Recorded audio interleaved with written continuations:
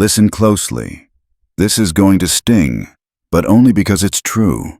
You are not weak. You are not broken. You are not incapable. You are useful. And in a world governed by human nature, usefulness without limits is a liability. The more you give, the more people take. Not because they hate you, but because you taught them they could. Every time you say, "It's fine," when it isn't. Every time you show up exhausted, silent, and reliable. Every time you absorb pressure instead of redirecting it, you send a signal, not with words, but with energy. The signal says, "I can be leaned on without consequence." And human beings test that signal instinctively. They push the quiet ones. They stretch the generous ones. They exploit anyone they don't fear losing, not out of cruelty, but out of pattern recognition. If this feels uncomfortable, good. That discomfort is awareness waking up. Because the moment you realize this is the moment everything can change, here is the first truth you must internalize. Emotional exhaustion is not a badge of honor. It is a power leak. A slow hemorrhage of authority that happens when your energy is open, predictable, and unguarded. When you are always the one fixing things, always the one available, always the one who handles it, your presence stops feeling valuable. Not because you aren't, but because value is inseparable from cost. If your energy can be accessed at any time, with no friction, no resistance, no limit, it becomes background noise. Think of water. When water spills everywhere, it soaks the ground and disappears. But when it is channeled, narrowed, contained, directed, it cuts through stone. Same substance. Entirely different impact. Your emotional energy works the same way. Scattered availability makes you weak. Focused control makes you dangerous. Being emotionally available to everyone does not make you loved. It makes you manageable. When people know they can always reach you, always rely on you, always pull from you without pushback, they stop treasuring your presence. They start assuming it. And assumed things are not respected. That phrase you say without thinking, "I'm fine," has become your camouflage. You say it when you're drained, when you're angry, when you're barely holding yourself together. And every time you say it, you send another signal. You tell the world, "I will self-destruct quietly." You tell them you won't demand better. You won't push back. You won't make them uncomfortable. You will absorb. And burnout doesn't come from work. Real burnout comes from unrewarded giving, from pouring into people who never pour back, from carrying emotional weight that was never meant to be yours alone. Every unreciprocated effort creates imbalance. And imbalance doesn't just exhaust you, it erodes your authority. People stop asking what you need because you never trained them to consider it. They stop reciprocating because the system never required them to. Energy without boundaries invites extraction. When you make yourself endlessly available, you put up an invisible sign that says, "Free resource here." And people will take, not because they are evil, but because access without cost removes restraint. There is a brutal psychological law at play. When people feel neither appreciation nor consequence in how they treat you, you fade. You become useful, but invisible. Useful people are consumed. Respected people are consulted. The shift begins the moment you start controlling your output. When you become selective with your effort, people feel it. When your presence is no longer guaranteed, its value rises. Not because you announced it, but because scarcity rewires perception. Your exhaustion is not weakness. It is data. It is your nervous system telling you the current arrangement is unsustainable. That generosity without structure creates takers without gratitude. Now we enter the second layer, the trap that keeps kind people stuck. Excessive niceness often hides a subconscious bargain, a deal you never spoke aloud but lived by every day. If I give enough, they'll value me. If I help enough, they'll respect me. If I sacrifice enough, I'll finally matter. But here's the truth that changes everything. You are the only one who agreed to that deal. The other person never signed it. They never promised to repay your effort with respect. They simply learned that asking you works, so they kept asking. You thought you were building credit. They thought this was just who you are. You treated your kindness like currency. They treated it like atmosphere. And atmosphere is invisible. This is why the nice person strategy collapses. You are playing a different game than everyone else. You are keeping score in your head while they aren't even aware a game exists. Respect cannot be negotiated through sacrifice. You cannot earn it by tolerating more. You cannot purchase it by giving endlessly. Respect emerges from clarity, from the existence of a real no. From the understanding that your yes has weight precisely because it is not guaranteed. When you are nice to everyone without discrimination, your kindness loses meaning. Kindness must feel chosen, not automatic. Otherwise, it breeds resentment. Because when your silent expectations go unmet, bitterness grows. You feel used, taken for granted, angry at the very generosity you once felt proud of. These unspoken contracts poison you from the inside. You resent people for breaking rules they never knew existed. And you appear weak because you keep accepting less without saying anything. The exit is simple, but not easy. Either give with no expectation whatsoever, or stop giving until balance exists. Real kindness expects nothing. Strategic kindness that pretends not to expect anything becomes self-betrayal. Let this land deeply. Your worth requires no proof. And the moment you stop trying to prove it, something inside you straightens. Here is the rule most people never learn. No boundaries means no consequences, and no consequences means no respect.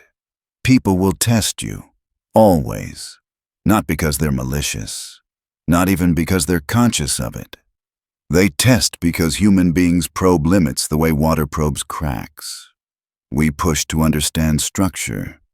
We lean to see what holds. They'll ask for more than they should. They'll cross small lines first. They'll repeat behaviors you already said made you uncomfortable. And when you finally speak up, when you say, "I can't do this," or "That doesn't work for me," or "I need you to stop," they hear you, they nod, they agree, and then they do it again. Why? Because words without enforcement are decoration. You hoped they'd respect your boundary out of decency. You hoped clarity alone would be enough. You hoped understanding would replace consequence. But without consequence, boundaries are just suggestions. Every time you let a violation slide, you train people to ignore your words. You teach them that your no is flexible, temporary, negotiable. You show them that persistence eventually overrides your limits. And once that lesson is learned, respect collapses. Harmlessness is read as permission. When you are endlessly flexible, endlessly forgiving, endlessly accommodating, people don't see compassion, they see safety. Safety to push, safety to take, safety to cross lines without loss. Respect only exists where loss is possible. There must be something at stake when your boundary is violated. Time, access, help, presence. Something must be withdrawn. Otherwise, why would anyone change? Boundaries are not explanations. They are not debates. They are not emotional essays. A boundary is a line. Clear, still, final. This is acceptable. That is not. Cross it and something changes. You don't need people to fear you, but they must fear the cost of disrespecting you. Without consequences, your voice has no gravity. You can repeat yourself forever, explain yourself in 100 ways, but nothing will shift until behavior meets friction. The moment you enforce one real boundary, one you feel the shift immediately. People recalibrate. They realize you are not performing strength. You possess it. Your limits become real. Your words gain weight. Respect appears without effort. Now comes a truth that separates the naive from the powerful. Goodness without strength is not virtue. It is vulnerability. A good person is not meant to be toothless. Kindness, compassion, gentleness. These are only meaningful when they are choices, when you could do otherwise, when you possess the capacity to create difficulty but decide not to. If you cannot be dangerous, your kindness isn't moral, it's compulsory. People sense this instinctively. True virtue requires the capacity for force, not cruelty, not chaos, not harm for pleasure, but the genuine ability to push back, to withdraw, to impose consequences when needed. This is what most exploited people lack. They cultivated goodness so thoroughly, they amputated their own teeth. They committed to being good so completely, they erased their ability to defend themselves. And harmless people get exploited. Think of the people you respect most. They are likely kind, generous, helpful. But there is something else beneath it, an edge, a quiet certainty that crossing them would be unwise. They are not nice by weakness. They are restrained by choice. That is the integrated shadow, the monster in the garden. Contained, controlled, but present. People feel it. They don't articulate it, but they sense it. When someone knows you will never push back, never walk away, never withdraw support, they unconsciously categorize you as safe to exploit. This isn't conscious malice. It's survival wiring. Humans are built to assess threat and hierarchy. We test power without thinking. And when pushing reveals no resistance, no consequence, no teeth, we file that person under no threat. Power comes from contained aggression. Not unleashed, not emotional, not wild. Contained, calm, directed. Like a trained guard dog that lies still until you cross the line. You must integrate your capacity for force. Know that you could walk away. Know that you could say no and mean it. Know that you could make continued disrespect expensive. The difference between you and a cruel person is not power, it's restraint. Restraint only matters when power exists. An innocent person is prey. A monster without control is dangerous. But a controlled monster, that person is respected. This does not mean becoming aggressive. It means becoming immovable. It means being able to look someone in the eye and hold your ground without apology. It means allowing people to experience the loss of your presence without guilt. When your kindness becomes a choice instead of a limitation, everything shifts. People treat you differently.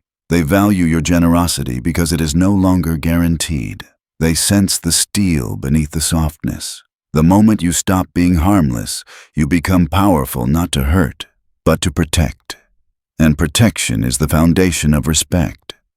Let this settle. You are not meant to be soft clay shaped by others' hands. You are meant to be stone capable of warmth, but impossible to erode without cost. Here is where everything inverts. Scarcity creates value. Constant availability destroys it. When you are always there, always reachable, always ready to help, you become like air, necessary, invisible, taken for granted. No one thanks the air. No one protects it. No one values it until it's gone. Think about gold. Gold is not the most useful metal. Iron builds cities. Copper carries power. Yet gold is treasured because it is rare. Difficult to obtain.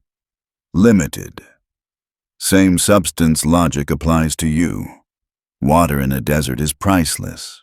Water from a tap is ignored. Same water, different context. You have been tap water in people's lives.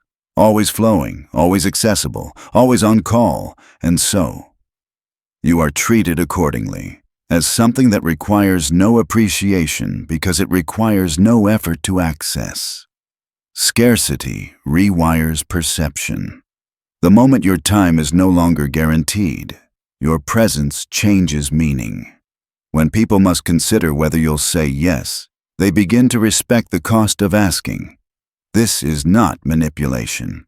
It is psychology. Humans value what requires effort.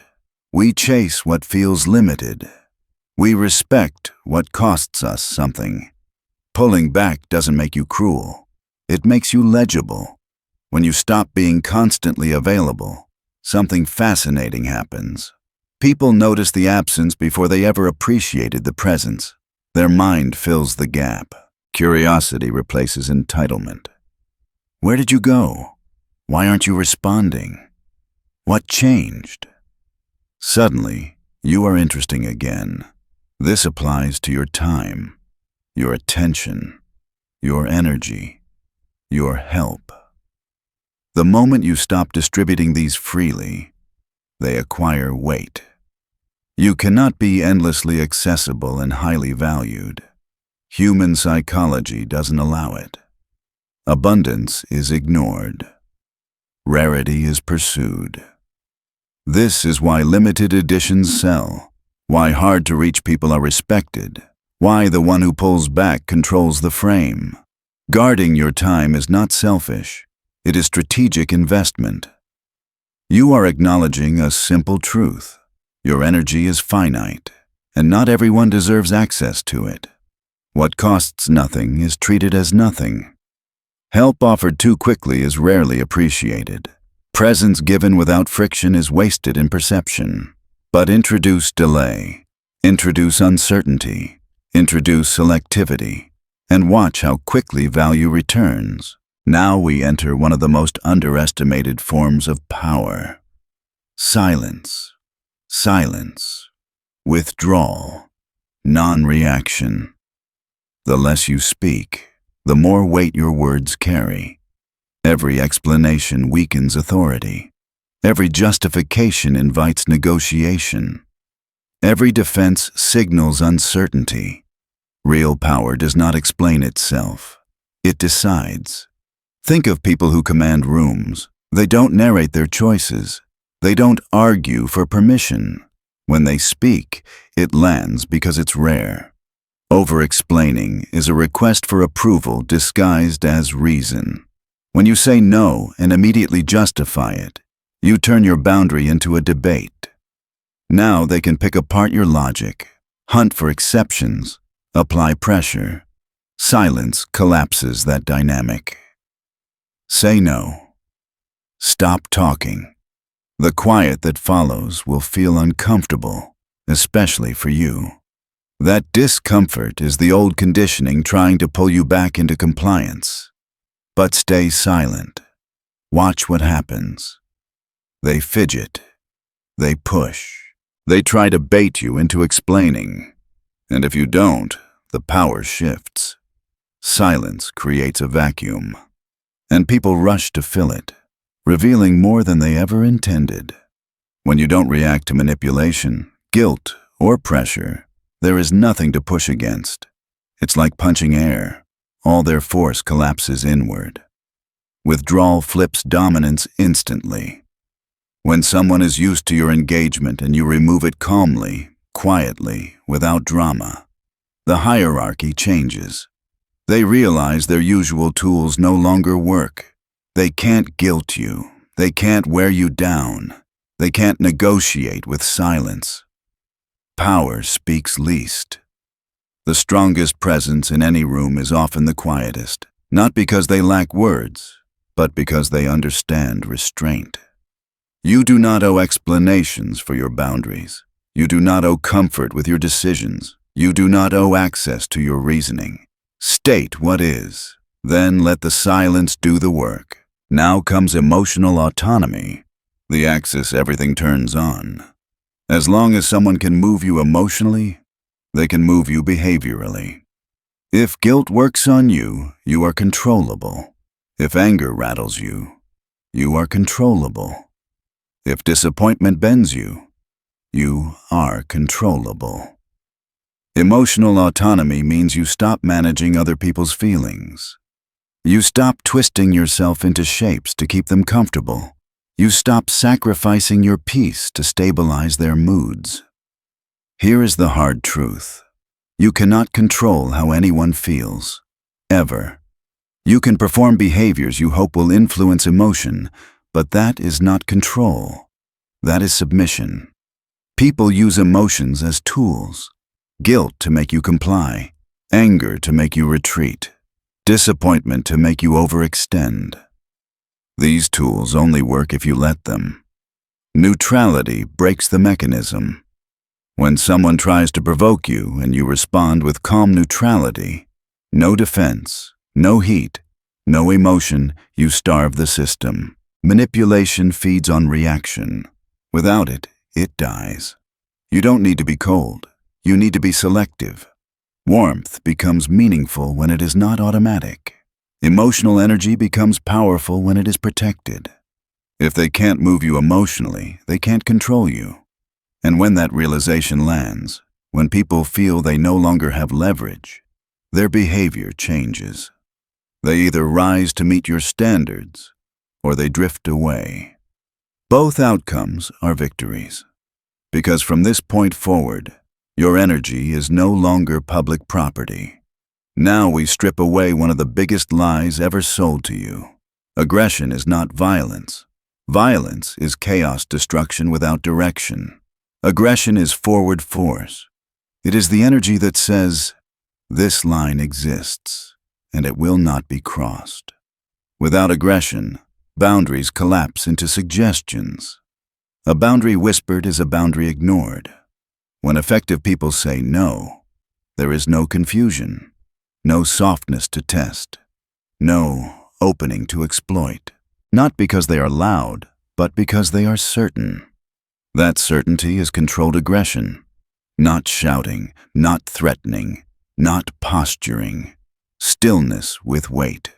A calm, unapologetic no carries more power than 1,000 explanations. When you deliver it without flinching, without apology, without justification, the conversation ends. Not because you won, but because there is nothing left to negotiate. Stillness plus certainty equals intimidation. Not fear-based intimidation, but structural intimidation. The kind that comes from immovability, from people realizing pressure will not move you. Politeness without steel is fragile. Kindness without firmness is irrelevant. Underneath your softness, there must be something unyielding. A quiet understanding that crossing this boundary leads somewhere unpleasant, not emotionally, but materially. That steel does not make you cruel. It makes you reliable. It makes your words mean something. Now comes the identity shift that changes everything. Helper to architect. A helper is reactive. They wait for problems. They prove value by fixing, supporting, rescuing. Their worth is conditional, earned through usefulness. An architect is proactive. They build, they create, they move with intent. Their value exists independent of service. Helpers are consumed. Architects are consulted. When you see yourself as a helper, you wait to be needed. You orbit other people's lives. You look for chances to prove your worth through effort. And people sense that hunger. But when you shift to architect identity, everything changes. You are no longer waiting to be useful. You are building something that matters to you. Mission creates gravity. When you have direction, real direction, people feel it. You are no longer desperate for approval. You are moving somewhere. And people chase momentum. Stop proving value. Assume it. Instead of thinking, I help so people will value me, you think, I am valuable, and sometimes I choose to help. One comes from need. The other comes from abundance. Architects help when it aligns with the structure they're building. They give from surplus, not self-erasure. Builders are respected. Servants are used. A builder has vision. A servant has duties. A builder is irreplaceable. A servant is interchangeable. Ask yourself honestly, which one are you signaling? The moment you shift from how can I help to this is what I'm building, people recalibrate. They stop seeing you as a utility and start seeing you as a force with its own trajectory. Now we arrive at the final psychological gate, becoming the villain by choice. When you set boundaries, some people will call you selfish. Accept it. That label only has power if you fear it. As long as you're afraid of being called selfish, you are controllable. People will use that word like a leash to pull you back into compliance. Don't be selfish. Think of others. And you fold because you were trained to confuse self-respect with cruelty. Here is the truth. Honoring yourself is not selfish. Refusing exploitation is not selfish. And even if it were so, what? The moment you accept the label, it loses all leverage. Indifference is the final form of power. Not anger, not hatred, not resentment. Calm indifference. When you no longer care whether they understand, approve, or agree, you become untouchable. Their judgments bounce off you. Their narratives collapse. And here is the ultimate threat in any power dynamic, the willingness to walk away. Not dramatically, not emotionally, just factually. This doesn't work for me anymore. And then you mean it. No return, no reconsideration, no guilt. The ability to lose people without losing yourself is the highest form of leverage. Because once you are willing to walk away, control evaporates. Guilt stops working. Pressure stops landing. Manipulation dies. They can call you cold, changed, selfish. None of it moves you. And when fear of judgment disappears, freedom appears. You stop living for permission. You stop performing goodness. You start operating from clarity. That is the moment you become dangerous to exploit. Not because you are cruel, but because you are no longer safe. And unsafe resources are treated with respect. The awakening is nearly complete. Now let's finish what this awakening started. Here is what happens when all of this integrates, not as ideas, but as behavior. You stop explaining yourself. Your decisions no longer arrive with footnotes. You don't justify your boundaries. You don't defend your needs. When someone pushes for reasons, you either restate your boundary or remain silent. Your choice exists because you made it, and that is enough. Explanation is the language of doubt. Certainty needs none. You stop apologizing for having limits, for not being available, for prioritizing yourself. You realize none of these things require forgiveness. Apologies are for harm, not for self-respect. You move slower, not out of laziness, but intention. You no longer rush to reply. You don't jump at every request. You don't scramble to prove your value. You act when it aligns, not when you're pressured. Speed is reactive. Power is deliberate. You speak less. And because you speak less, your words become heavier. You cut out filler. You stop narrating your thoughts. When you talk, it's precise. People listen, not because you demand attention, but because you don't waste it. You observe more. You watch patterns. You notice who respects your boundaries and who tests them. You see who adjusts when you pull back and who resents losing access. This data changes how you invest your energy, and people feel it. They stop assuming you'll always say yes. They stop treating your time as disposable. They stop crossing lines casually because they've learned there are real consequences. They begin consulting you instead of consuming you. They approach with respect instead of entitlement. Your input gains weight, not because you became louder, but because you became scarce.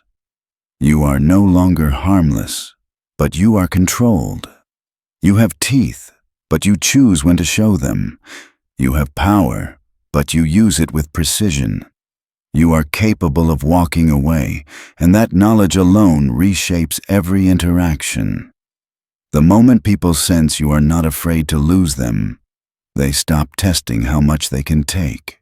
Because desperation invites exploitation. Self-sufficiency commands restraint. You are not afraid of being alone. You are not sacrificing yourself for comfort that isn't returned, and that makes you dangerous to misuse. Here is the final truth from Machiavelli's world. Stripped of romance and illusion, no one can use you once you are no longer safe to exploit. You were never weak. You were never selfish. You were simply trained to be available without protection. And now that training is over. When you stop being everyone's free resource, everything changes. You become someone people respect instead of drain. Someone they value instead of exhaust. Someone they think twice before taking advantage of.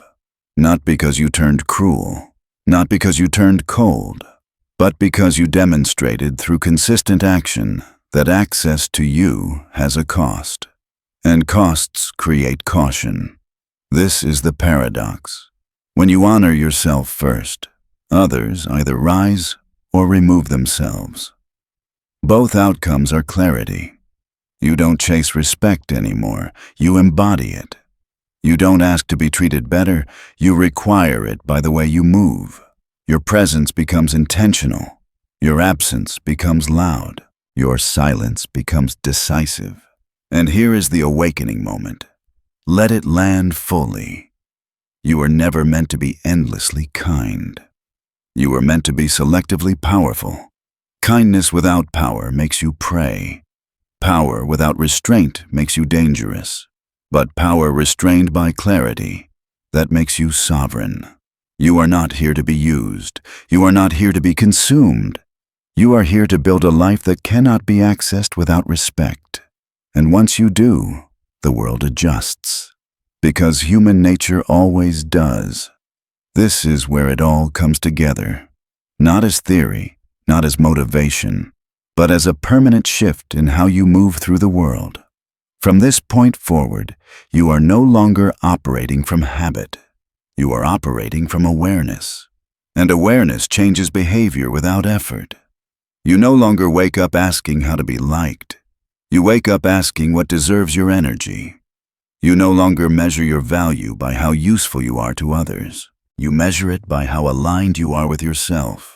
And that single recalibration quietly rearranges your entire life. Some people will feel confused by the change. They'll say, you're distant, cold, different. Let them. They are reacting to the loss of access, not the loss of you. They never knew you as a man with boundaries, only as a resource. Others will adapt. They'll rise.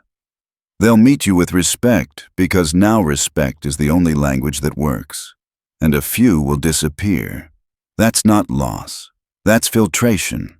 Because power doesn't come from how many people you keep. It comes from how little you are willing to tolerate. You are done explaining yourself to people who benefit from your silence. Done shrinking to preserve comfort that was never returned. Done mistaking endurance for strength. From now on, your kindness has structure, your generosity has direction, your presence has weight, You help because you choose to, not because you're afraid to say no. You speak when it matters. You withdraw when it strengthens you. You walk away when something costs your self-respect. And the most important shift of all, you stop needing to be understood. You don't correct narratives. You don't defend growth. You don't chase validation. You let results speak. You let absence teach. You let consistency replace explanation. This is the quiet power most people never reach. Not dominance over others, but command over yourself. Because the man who governs his time, his energy, his emotions, and his presence cannot be controlled. He cannot be rushed. He cannot be guilted. He cannot be exploited. Not because he fights, but because he no longer makes himself available to be used. So remember this when you feel the old patterns pulling at you. You don't owe access. You don't owe availability. You don't owe your life to anyone's expectations. You owe yourself integrity. And once you live from that place, respect stops being something you seek. It becomes something that follows you quietly, inevitably, without negotiation. Because the moment you stop being safe to exploit, you become impossible to ignore.